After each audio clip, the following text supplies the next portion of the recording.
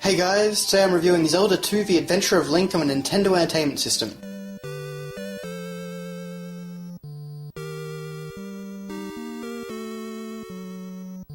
This title is often considered the black sheep of the Zelda series, but is its reputation warranted?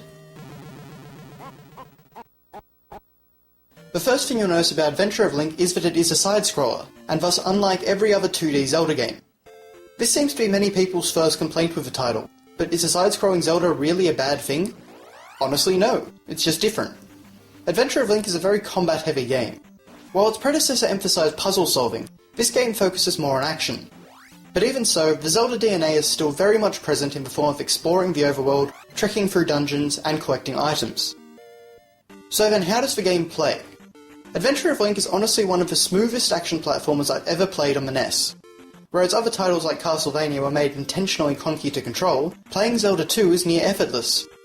You can change your direction mid-jump, you can crouch, you can slash your sword at any height, and you can even perform vertical attacks to hit enemies above and below. This variety makes combat a pretty enjoyable and rewarding experience, and is definitely a huge step up from the clunky and simple sword slashes of the original Zelda game. You will die a lot in Adventure of Link, but it won't be because of bad controls. Instead, it will most likely be because of the malicious enemies that hunt you in every single area of the game, even the towns. Or pits. You couldn't have a NES side-scroll without instant-kill pits. And what happens when you die? Well, you have 3 lives, and once they're exhausted, you get a game over. You can then continue with your progress intact, but every time you do so, you're sent all the way back to the very first room in the game.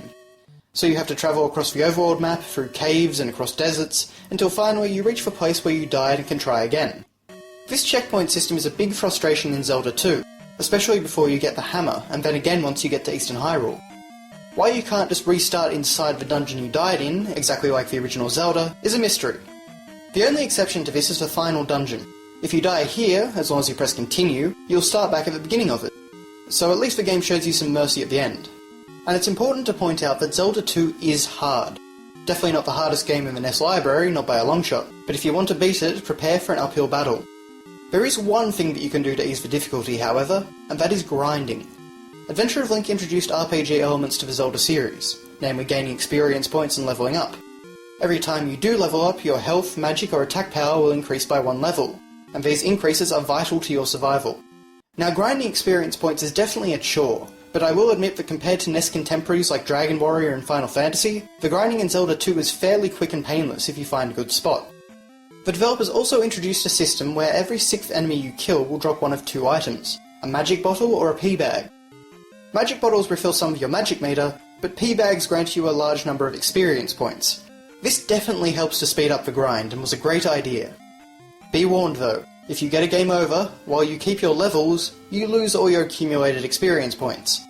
Dying just before a level up is an incredibly frustrating experience, especially later in the game, where you are required to collect thousands of experience points.